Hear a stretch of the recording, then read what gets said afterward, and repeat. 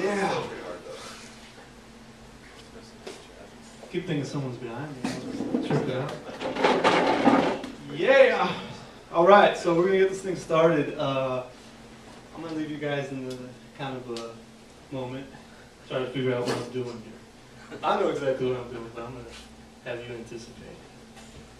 All right. November 28th. It was Black Friday.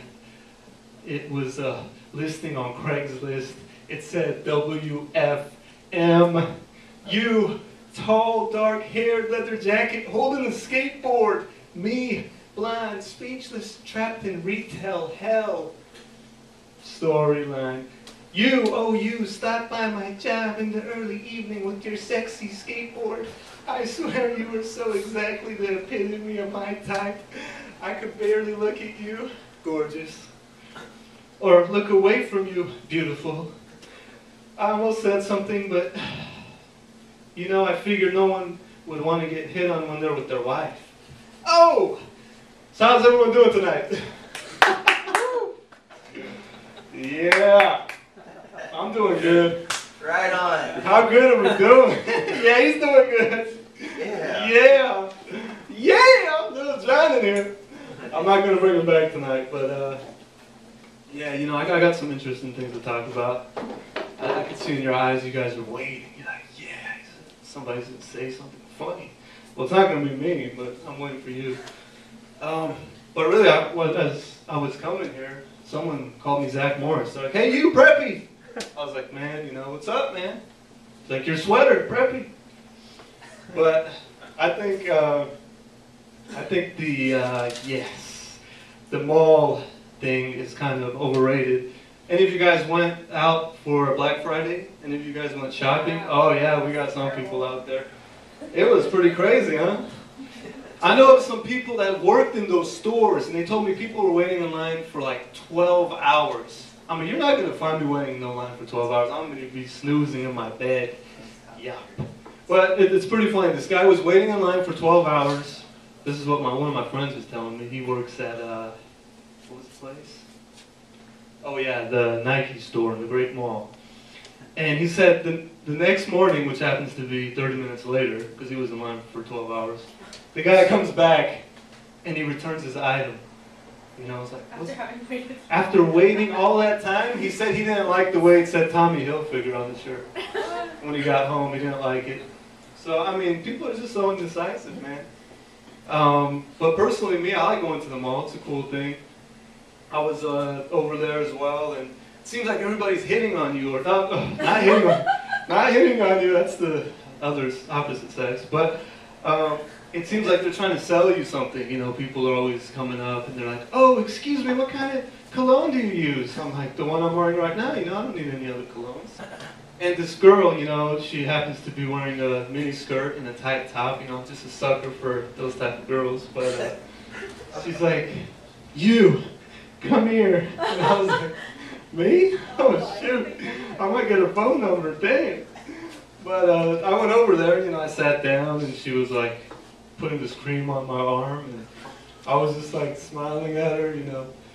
Oh yeah, just keep talking. I know the girls. Yeah, it was. They're European girls, right? Yes, sir. He knows what I'm talking about. They're like vultures. He's been there. So anyway, I'm thinking to myself, okay, maybe I can get a date out of this. Maybe something productive will come out of it.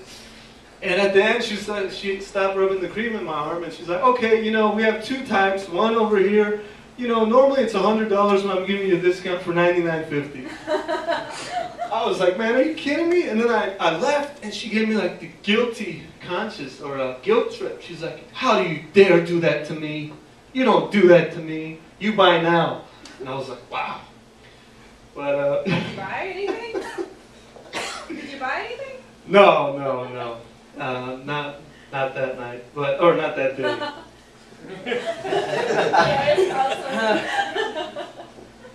But anyway, I think sports are really cool. You guys like sports? We have these fanatics in the stand, in the house. Can I hear you? Yeah. I think sometimes people get so crazy though. They're like, "Yeah, my team, we won." I'm like, Bro, you're not getting paid. The coach doesn't coach you. The owner doesn't write your checks. No, you don't understand. I sweat and bleed gold and red Niners. My Niners suck this year, man. I like them too, but they suck.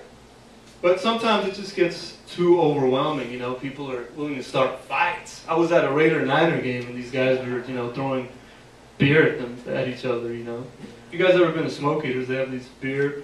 The way they serve the beer looks like they brought their mom's pickle jar, and they poured beer in there.